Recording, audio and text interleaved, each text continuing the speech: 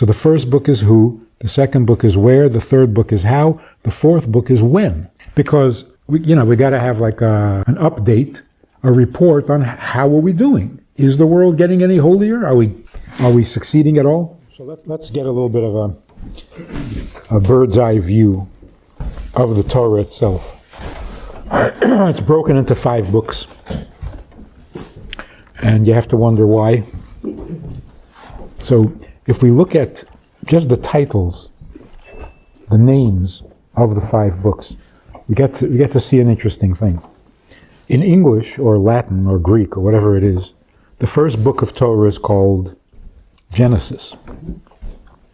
But Genesis means the beginning, the origins.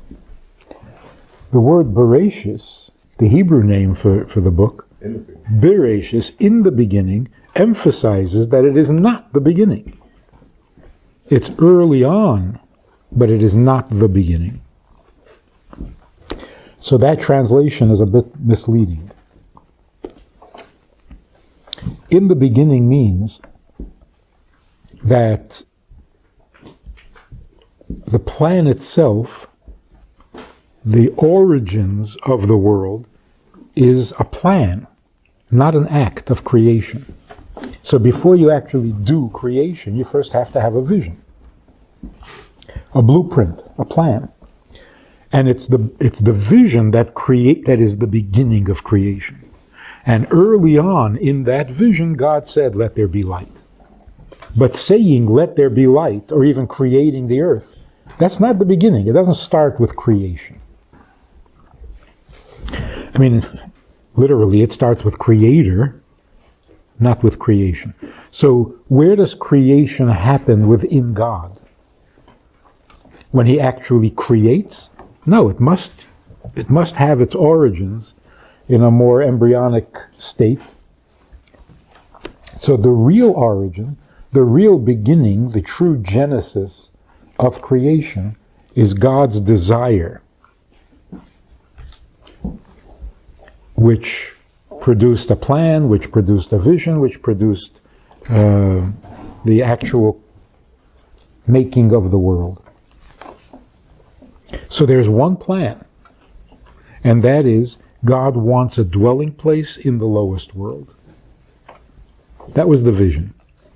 That you create all the worlds down to the lowest, where you can go no further, and then elevate that to become one with him and complete the circle, and everything becomes one. So ultimately, God is about oneness. Now, the first project in any true creation, or the first step in any project, is who you're working with. Who you're working with. God's plan is that the world should become a dwelling place for him. Well, who's going to do it? What's your cast of characters? Who's your staff? The first book of the Torah is just cast of characters. That's what it is. It introduces you to Adam and Chava, to Noach, to Avraham, Yitzchak, Yaakov, and they go down to Egypt, and that's where it ends. So basically what we're told is there is a people, there's a chain. It starts with Avraham. It finishes with the tribes, the 12 tribes who make up the Jewish people. Now you know who is responsible for making the world a dwelling place for God. End of project 1. And so the book ends. The next book is really the next project. What's the next step? Now what? You know who's going to do it? What do you need to know now? The next step is where? Location. Where is this dwelling place going to be? In the lowest world, but in what part of the lowest world? Where in the lowest world? Some people feel, some religions believe, God exists in your mind, in your heart, in your faith, in your higher faculties. He's experienced only as a religious experience, as a spiritual event. The physical world is the enemy. It encumbers you, it limits you, it drags you into all sorts of unholy stuff.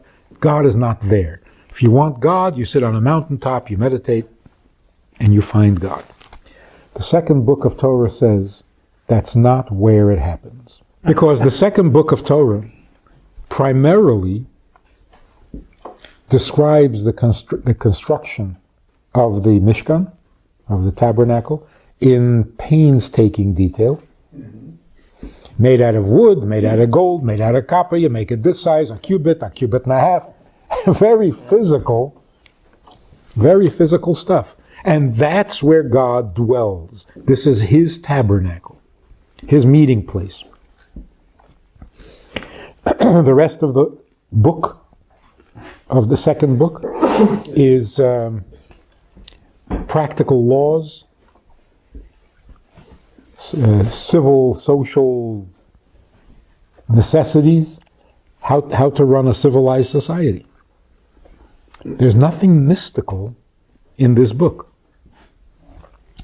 And even the event at Sinai, God comes down and speaks to the people, that's kind of mystical. But the emphasis is God came down. We didn't go up.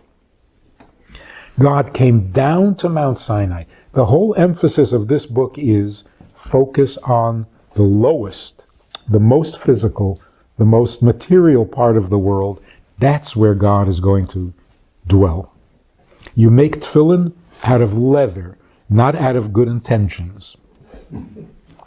You make matzah out of flour, not out of faith. Again, in Latin it's called Exodus. Why? Because one of the stories, or maybe the first story, in the book is about the Exodus. All right.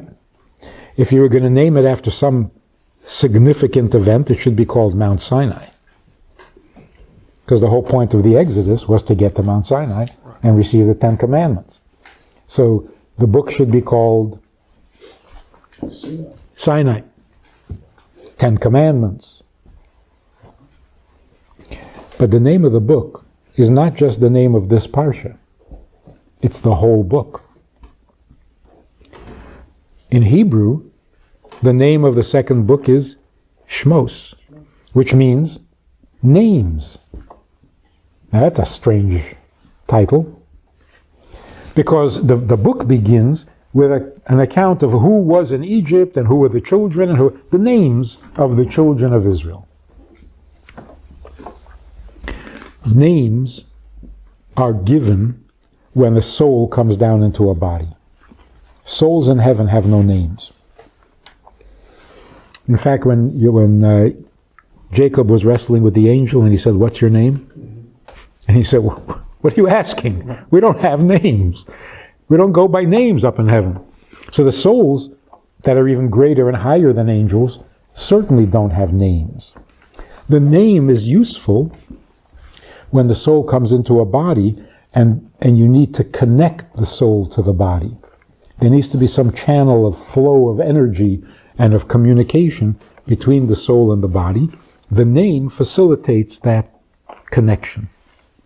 And that's why when a person needs a blessing for health, the blessing, the Mishaberach, is made with the name and the mother's name. The name is your channel for connection to your soul. So what does this mean? The second book of Torah is about names. It's not about souls in heaven. It's about souls when they come down into a body, which is when names become relevant. So briefly, the whole book of Shmos, which is the second book, is about where, in your home, in your possessions, in your physical life, in your physical activities, in your food. So when people say, "Isn't that strange that God has commandments concerning food, concerning your bed, concerning your clothes, concerning your your field and your scales at work, shouldn't we better not eat, not have work, shops, not make money,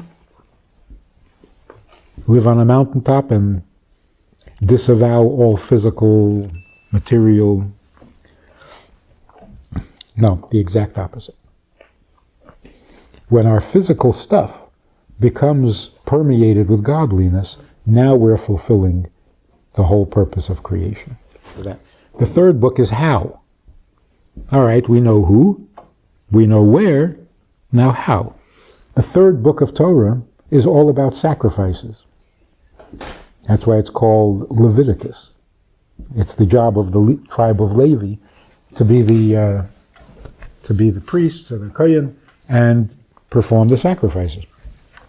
A sacrifice means literally you take a goat or a lamb, you bring it to the temple, you put it up on the mizbeach, on the altar, and it rises and is consumed by the divine fire. You actually see the physical become spiritual or godly. So it's the how. How do you elevate an ordinary goat and turn it into something holy? The fourth book, very briefly, is called Desert, in the desert. In English, it's called Numbers. Again, it's not a good translation. In the desert, the fourth book is about when. So the first book is who, the second book is where, the third book is how, the fourth book is when. Because we got to have like an update, a report on how are we doing. Is the world getting any holier? Are we succeeding at all? Very often, well, for most of our history, the world looked like a desert. Nothing's growing. Nothing's happening. We're not making any progress. Here we thought, just as an example, after the Holocaust, there would never be anti-Semitism again. Right. So it's a desert. It's not getting any better. Or so it seems on the surface. The fourth book of Torah says, even when things look like they're deserts, nothing's growing, it's desolate, it's underneath, we're making progress. Every day we're getting closer. It keeps moving, it keeps building and accumulating. The bad stuff burns off after a time. The good lasts forever. Then the fifth book is the conclusion. When we're ready to enter the promised land.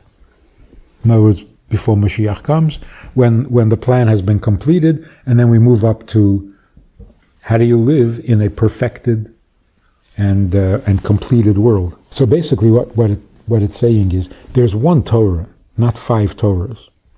There's one Torah because there's one plan, there's one vision, there's one desire that God has. And it comes in 5 stages, in 5 volumes. If you enjoyed this conversation or this topic, and you're looking for more information, or you want to hear it again from another angle, there is a way to do that. And that is in this book. It's all there. Order it from Amazon. You can read it, reread it, and share it. We have a Sunday night program for VIPs that you might be interested in. It's informal. It's questions and answers. It's conversation. It's really relaxed. It's really pleasant, enjoyable, informative, and kind of community-like. It's a Sunday night program. There's a Wednesday morning program for the VIPs, and there's a Wednesday night program. All of it just conversation, casual, laid back, unscripted. So join us. Take a look. Click the link below and see which of the 3 suits you best, and join us for some enjoyable conversation.